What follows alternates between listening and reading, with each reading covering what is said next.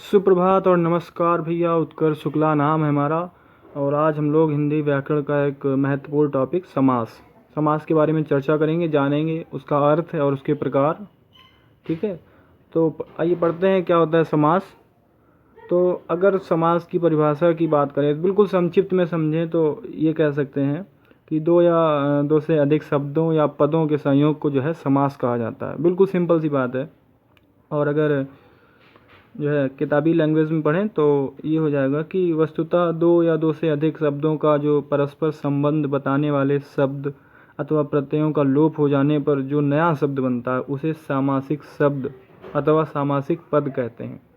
ठीक है, तो इस दोनों परिभाषाओं से जो है स्पष्ट हो जाता है कि समास का अर्थ होता है, शाब्दिक अर्थ होता है कि संक्षिप्त में या उसका जो है शब्द या पदों का छोटा रूप।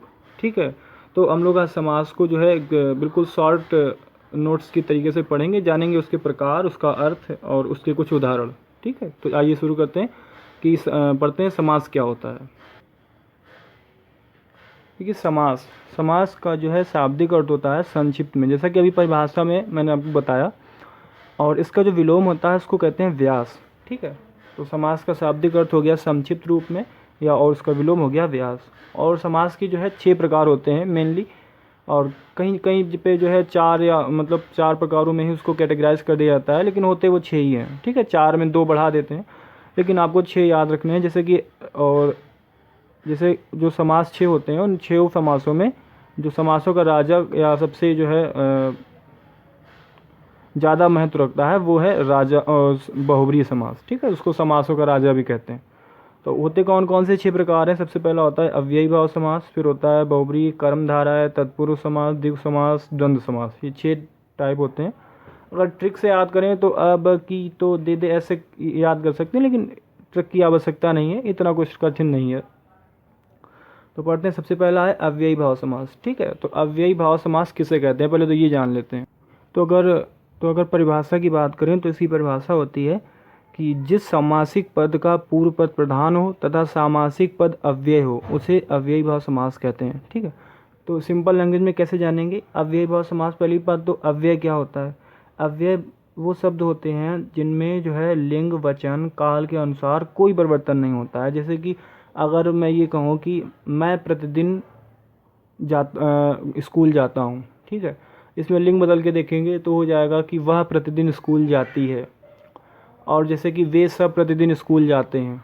ठीक है, अब काल बदलते हैं तो मैं प्रतिदिन स्कूल जाता था। ठीक है, या वे प्रतिदिन स्कूल जाते थे। अब इसमें जो है आप देखेंगे कि मैं बदल गया और सब्जेक्ट बदल गया और जो है टेंस भी बदल गया, लेकिन एक शब्द जो है प्रतिदिन ये नहीं बदला। तो बस यही अव्यय शब्द होते हैं, जैसे प्रतिदिन है, प्रति है, यथा है। ठीक है, तो जिनमें पहला शब्द ये हो, जैसे कि जिसमें पहला पद अव्यय हो और पहला पद प्रधान हो।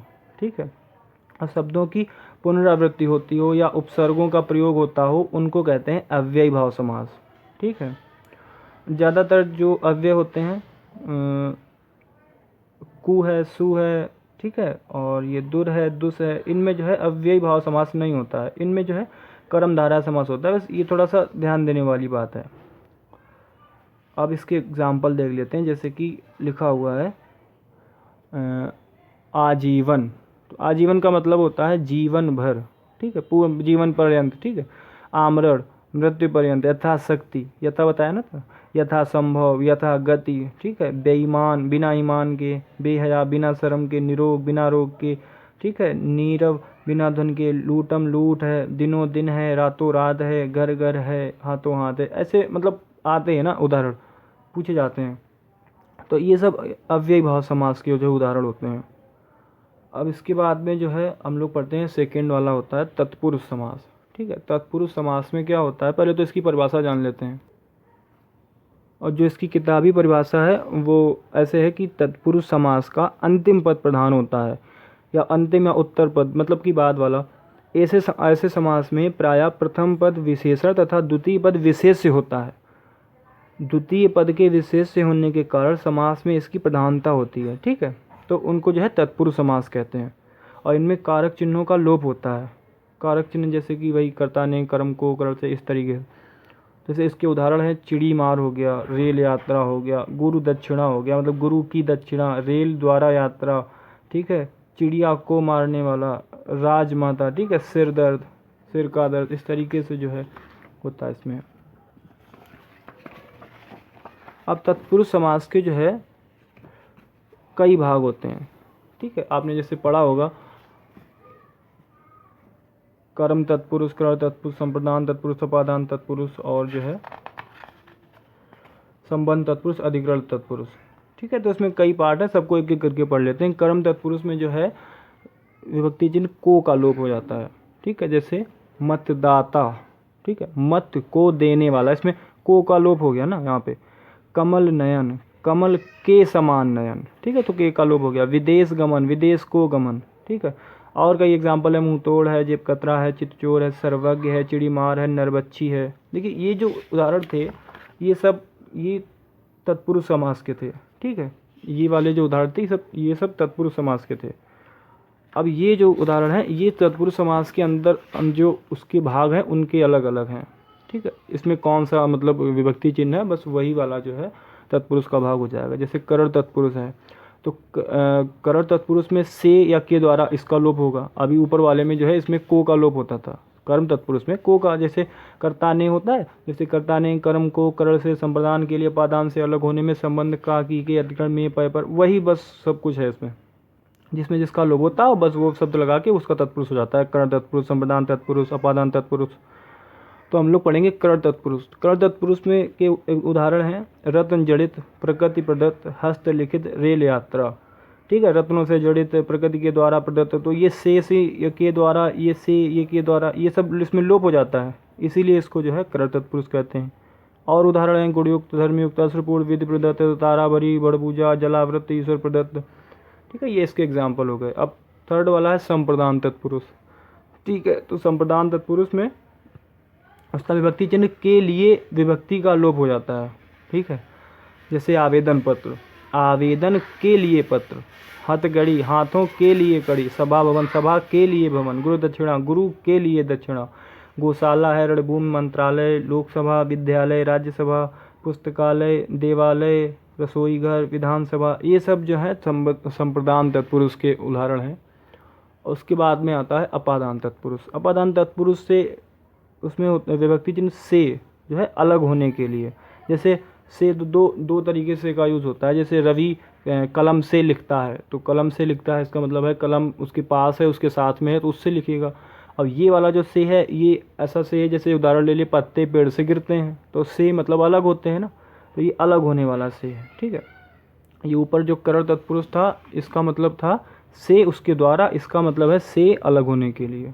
जैसा विभक्ति चिन्ह में होता है वैसे ही इसमें होता है, वही विभक्ति चिन्ह जो है समास में अपादान तत्पुरुष में आएगा। और इसके से अलग होने के लिए विभक्ति इसका जो है लोप हो जाता है, इसका क्या हो जाता है, गायब हो जाती है। जैसे मार्ग भ्रष्ट, मार्ग से भ्रष्ट हुआ, सेवा निवृत्त, सेवा से निवृत्त, जन्मान, जन्म से अंधा, नेत्रहीन, नेत्रों से हीन, जल शून्य, जल से शून्य, ये सब इसके जो है कुछ उदाहरण हैं। गति शून्य, आशातीत, आशा से अतीत, आशा से परे, धनहीन, भयभीत, कामचोर, हत श्री, श्री शोभा से हीन, शोभाहीन, इस तरीके से जो है ये अपादान तत्पुरुष के उदाहरण हो गए। अब आते हैं नेक्स्ट है संबंध तत्पुरुष, ठीक है। तो संबंध तत्पुरुष में किसका लोप होता है, संबंध तत्पुरुष में का की का जो है विभक्ति का लोप हो जाता है, का की, ठीक है। ये जैसे प्रेम सागर, प्रेम का सागर, दिनचर्या, दिन की चर्या, भारत रत्न, भारत का रत्न, ठीक है। तो इसमें संबंध तत्पुरुष है, एक तो तत्पुरुष समास है और तत्पुरुष के अंतर्गत इसमें संबंध तत्पुरुष समास जो है इन शब्दों में। और एग्जाम्पल है राजमाता है, कन्यादान है, विश्वास पात्र है, रक्तदान है, ये सब जो है इसी के उदाहरण हैं। और जो उसके बाद में है अधिकरण तत्पुरुष समास, ठीक है। तत्पुरुष के अंतर्गत जो है अधिकरण तत्पुरुष समास में है, पय, पर ये विभक्ति चिन्ह का लोप हो जाता है। जो अधिकरण की विभक्ति चिन्ह है में पर, इनका लोप हो जाता है। जैसे एग्जाम्पल देखेंगे शिलालेख, शिला पर लिखा हुआ है, शिला पर लेख, रणवीर, रण में वीर, शास्त्र प्रवीण, शास्त्रों में प्रवीण मतलब निपुण, मुनि श्रेष्ठ, मुनियों में श्रेष्ठ, ठीक है, सिरदर्द, इस तरीके के जो एग्जाम्पल हैं ये सब अधिकरण तत्पुरुष समास में आते हैं। तो ये हो गया तत्पुरुष समास। इसके बाद आता है अब कर्मधारय समास, ठीक है। ये भी बहुत इंपॉर्टेंट होता है कर्मधारय समास। इसकी भी जो है लैंग्वेज परिभाषा जान लेते हैं क्या होती है। इसकी परिभाषा होती है किताबी लैंग्वेज में अगर देखें तो जिस तत्पुरुष जिस समास के समस्त पद समान रूप से प्रधान हों तथा विशेष विशेषण भाव को प्राप्त होते हैं, इनके लिंग वचन भी समान हो, वहाँ कर्मधारय समास होता है। ठीक है, ये भी वैसे 4 प्रकार के होते हैं, जैसे विशेषण जो है पूर्व पद, विशेष पूर्व पद, विशेषणोभय पद तथा विशेष्योभय पद। इतना मतलब डीप में जो है अभी नहीं जो है क्या नाम सीखेंगे, अभी इतना सीखेंगे कर्मधारय समास क्या होता है। तो परिभाषा जान चुके हैं हम लोग शॉर्ट ट्रिक से देखेंगे। जो शॉर्ट मेथड है उसमें ये लिखा है कि जो है इसमें विशेषण और विशेष्य होता है, इसमें उपमान उपमेय भी होता है, और इसमें जो है रूपक भी होता है। ठीक है, इसमें जो आप एग्जाम्पल देखेंगे अगर उसका अर्थ निकालेंगे तो उसमें अर्थ में निकलेगा जो। ठीक है, जो है जो लगता है, ठीक है, के समान लगता है, रूपी लगता है। ठीक है, तो एग्जाम्पल देख लेते हैं इसके हैं, बहुत सरल है। नील गाय है, ठीक है, नीली है जो गाय, है जो लगा ना ये। महाभोज, महान है जो भोज। ठीक है, ये बहुत इजी ट्रिक है, ये आपकी है जो देख ले। ठीक है, या के समान लिखा हो, रूपी लिखा हो, ये शब्द जो है, ये जो शब्दावली देख के आप ये बता सकते हैं, शब्दावली नहीं, ये शब्द जो है ये देख के बता सकते हैं कि कर्मधारय समास है या कोई अन्य समास है। तो एग्जाम्पल देखेंगे, नील गाय हो गया, महाभोज हो गया, ज्वालामुखी हो गया, महादेव महान है जो देव, चरण कमल, चरण कमल, कमल के समान या कमल रूपी चरण। ठीक, कुछ भी लगा दीजिए आप, वो सब कर्मधारय समास होता है। और उसके बाद अगला जो है चौथा नंबर है द्विगु समास। चौथे नंबर पे द्विगु समास आता है। द्विगु समास आप बहुत आसानी से उसको पहचान कर सकते हैं। इसकी जो परिभाषा है वो इस प्रकार से है कि जिस समास का पहला पद संख्याबोधक हो वह द्विगु समास कहलाता है। ठीक है, ये भी 2 प्रकार के होते हैं, समाहार द्विगु समास तथा उपपद प्रधान द्विगु समास। ठीक है, इतना डीपली नहीं जो है पढ़ेंगे, पहले तो बस सिंपली पढ़ेंगे द्विगु समास किसे कहते हैं और जो है क्या होता है। परिभाषा आप लोग जान चुके हैं, अब पहचान देखते हैं क्या होती है। इसमें पहला पद संख्यावाची होता है। सबसे इजी पहचान इसकी यही है कि सबसे पहला पद संख्यावाची होता है। संख्या जो है 1 से 9 तक ही होती है। ठीक है, 10 का और गुणज होता है, जैसे जिस समासिक पद जिस शब्द में जो है 10 का गुणज जुड़ा हो वह भी द्विगु समास होता है। ठीक है, तो सतसइयों के दोहे, जो न दिखे वो तीर, देखन में छोटे लगे घाव करे गंभीर। ये जो चर्चित दोहा है ये जो है यही है, सतसइयों के दोहे, इसी के लिए जो है ये है। अगला एग्जाम्पल है नवरत्न। जैसे नव लिखा हुआ है, सतमंजिल 7 लिखा हुआ है, तिरंगा 3 लिखा हुआ है, शतक मतलब 100 लिखा हुआ है, तो नवरत्नों का समूह नवरत्न द्विगु समास। 7 मंजिलों का समूह शतमंजिल, ये भी द्विगु समास। तिरंगा 3 रंगों का समूह द्विगु समास, लेकिन कहीं कहीं पर बहुब्रीहि समास भी माना जाता है। शतक 100 का समाहार, शताब्दी 100 अवधियों का समूह। ठीक है, और उसके बाद में नवरात्रि, ठीक है, नवरात्रियों का समूह। पंचवटी 5 वृक्षों का समूह, इसमें बहुब्रीहि भी होता है। तो कुछ एग्जाम्पल जो है इसमें बहुब्रीहि भी माने जाते हैं, उसमें बहुब्रीहि समास भी माना जाता है। अष्टनीति 8 निधियों का समूह, ये सब जो है द्विगु समास के एग्जाम्पल है। इनमें कुछ जैसे कि सतसई है और जो है तिरंगा है और जो है पंचवटी, इसमें बहुब्रीहि समास भी माना जाता है। अब अगला पढ़ते हैं, 5वें नंबर पे है द्वंद्व समास। द्वंद्व समास भी बहुत ईजी होता है। इसकी जो परिभाषा होती है वो इस प्रकार से कि द्वंद्व समास में सभी पद प्रधान होते हैं। ठीक है, और इसके भी 3 भेद होते हैं जो मेनली बता देते हैं, लेकिन इतना डीपली नहीं पढ़ना है हम लोगों को। एक होता है इतरेत्तर द्वंद्व, एक होता है समाहार द्वंद्व, एक होता है वैकल्पिक द्वंद्व। ठीक है, ये अगर ज़्यादा डीप में जाएंगे तो उसमें उसकी भी जो है कैटेगरी पढ़ने को मिलती है। फिलहाल हम लोग द्वंद्व समास ही पढ़ते हैं। द्वंद्व समास में दोनों पद प्रधान होते हैं। विग्रह करने पर जो उसका अर्थ निकलेगा और लग जाता है या लग जाता है। ठीक है, अधिकांशतः शब्दों में योजक चिन्ह होता है। ये योजक चिन्ह ऐसे होता है, माइनस की तरीके से दिखता है। अधिकांशतः विलोम शब्द होते हैं। ठीक है, तो इसकी जो है पहचान बहुत ईजी है। जैसे हम लोग उदाहरण देखें तो तुरंत पता चल जाएगा। विग्रह करने पर और लगता है वो होते हैं इतरेत्तर द्वंद्व समास। ठीक है, फिर अभी जो है ऐसा पढ़ ले, इसके 4 भेद होते हैं, यही जो अभी मैंने पहले बताए थे, इसके बारे में भी पढ़ लेते हैं। चलिए, एक होता है इतरेत्तर द्वंद्व समास, इसमें विग्रह करने पर और लग जाता है, जैसे माता पिता दूध रोटी, माता और पिता दूध और रोटी। ठीक है, वैकल्पिक द्वंद्व समास में आपको जो है क्या नाम अर्थ निकालेंगे तो या लगेगा। ठीक है, प्रकार में ही है। वैकल्पिक मतलब विकल्प है आपके पास ये या तो या लगेगा ना, या तो ये या तो या। तो जीवन मरण, या तो जीवन है या तो मरण है। ठीक है, आज आ जाओ या कल आ जाओ, तो आजकल जो शब्द है इसमें भी जो है द्वंद्व समास होगा और वैकल्पिक द्वंद्व समास के अंतर्गत आएगा। समाहार में होता है आदि लग जाता है। ठीक है, जैसे चाय आए, ठीक है, अगल बगल, अपने अगल बगल देख लो। ठीक है, इस तरीके से हम लोग प्रयुक्त करते हैं ना शब्दों को अपने जो है कॉमन लाइफ में। तो एक लास्ट है संख्यावाची द्वंद्व समास।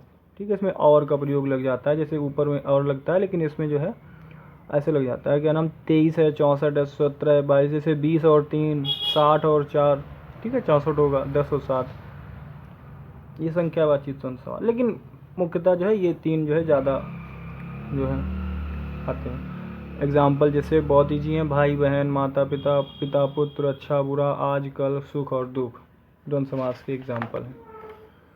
अब सबसे लास्ट में पढ़ते हैं बहुब्रीहि समास। ठीक है, तो बहुब्रीहि समास के अंतर्गत जो है सबसे पहले तो बता दें कि बहुब्रीहि समास को ही समासों का राजा कहा जाता है, या समासों में प्रधान समास अगर कोई है तो वो बहुब्रीहि समास ही होता है। इसकी जो परिभाषा है वो जो इस प्रकार से होगी, समास में आए पदों को छोड़कर जब किसी अन्य पदार्थ या शब्द की प्रधानता होती है तब उसे बहुब्रीहि समास कहते हैं। इस समास के पदों में कोई भी पद प्रधान नहीं होता है, बल्कि पूरा पद ही किसी अन्य पद का विशेषण होता है। ठीक है, अभी एग्जाम्पल देखेंगे, कुछ पहचान करेंगे तो बहुत ईजी लगेगा। तो इसमें सबसे पहली विशेषता है कि कोई पद प्रधान नहीं होता है। दो शब्द मिलकर तीसरा अर्थ निकालते हैं। दो शब्द मिलेंगे, एक शब्द बनेगा, उसका अर्थ जो निकलेगा वो दोनों से भिन्न, यानी कि तीसरी की ओर इंडिकेट करेगा। अधिकांश जो उदाहरण होते हैं वो पौराणिक या सांस्कृतिक महत्व के शब्द होते हैं, जैसे और देवी देवताओं के नाम भी होते हैं। और विग्रह करने पर है, जो, है, जिसका, है, जिसके आदि शब्दों का प्रयोग होने लगता है या होता है। एग्जाम्पल देखेंगे, सबसे ईजी जो है पहचान इसकी एग्जाम्पल से ही हो जाती है। जैसे लंबोदर, अगर इसका अर्थ निकालेंगे तो लंबा है जिसका उदर। अब ये इंडिकेट कर रहा है श्री गणेश जी को। ठीक है, नीलकंठ, नीला है जिसका कंठ, शंकर जी को। महात्मा, महान है जिसकी आत्मा। चक्षुषवा, आँखों से सुनने वाला, अर्थात सर्प।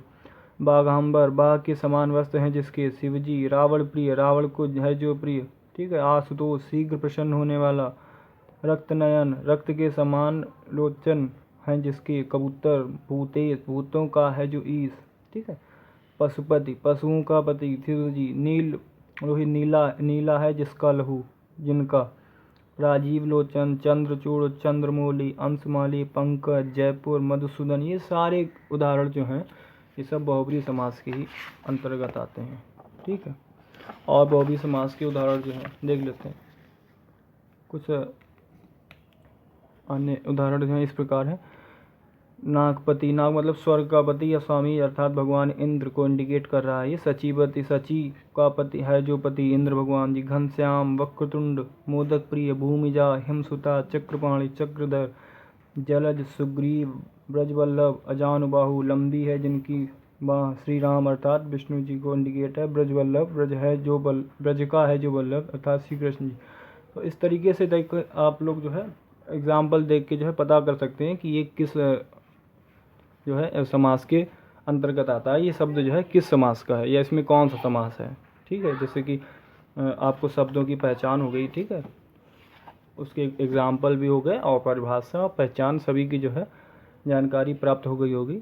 आशा करता हूँ कि अनाम की ये जो जानकारी है ये आपके लिए पर्याप्त रही होगी, और आने वाले जो है आगामी समय में हिंदी का एक अन्य नया टॉपिक लेके जो है आऊँगा और उसके बारे में चर्चा होगी। ठीक है, तो इसी तरीके से जो है आप हमसे जुड़े रहिए, संपर्क बनाए रखिए। धन्यवाद। जय हिंद, जय भारत।